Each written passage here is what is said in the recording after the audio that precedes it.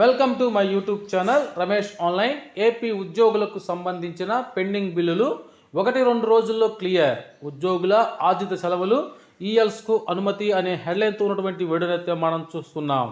చూసే ముందుగా ఫ్రెండ్స్ ఎవరైనా ఇంకా మన ఛానల్ని సబ్స్క్రైబ్ చేసుకోకపోతే వెంటనే సబ్స్క్రైబ్ చేసుకోండి.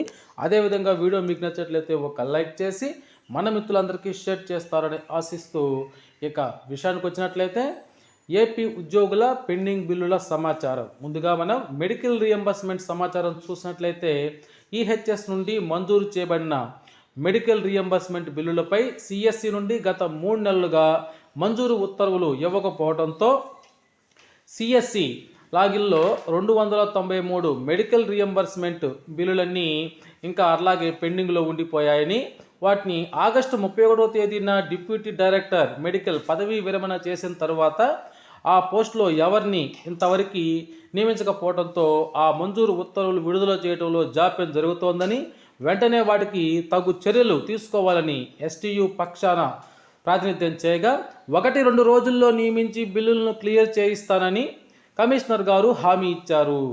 అయితే ఇక్కడ మరొక న్యూస్ను చూస్తున్నాం. ఏపీ ఉద్యోగుల ఆర్జిత సెలవులు ఎర్న్ లీవ్స్కు అనుమతి అనేటువంటి ఒక సబ్ టైటిల్తో ఉన్న మరో న్యూస్ను చూస్తున్నాం.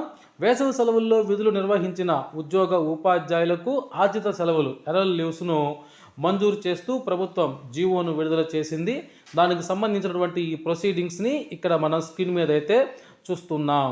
అదేవిధంగా ఇక్కడ మరొక న్యూస్ను చూస్తున్నాం. వేసవి సెలవుల్లో ఎన్నికల విధులు నిర్వహించిన ఉద్యోగులకు ఎర్న్ లీవ్స్ మంజూరు చేయడానికి స్టాండర్డ్ ఉత్తర్వుల్ని ఇక్కడ మనం స్క్రీన్ మీద అయితే చూస్తున్నాం. ఈ స్టాండర్డ్ ఉత్తర్వుల ప్రకారము వేసవి సెలవుల్లో ఎన్నికల విధులు నిర్వహించినటువంటి ఉద్యోగులకైతే ఎర్న్ లీవ్స్ని మంజూరు చేయవచ్చు అనేటువంటి సమాచారం అయితే మనం చూస్తున్నాం.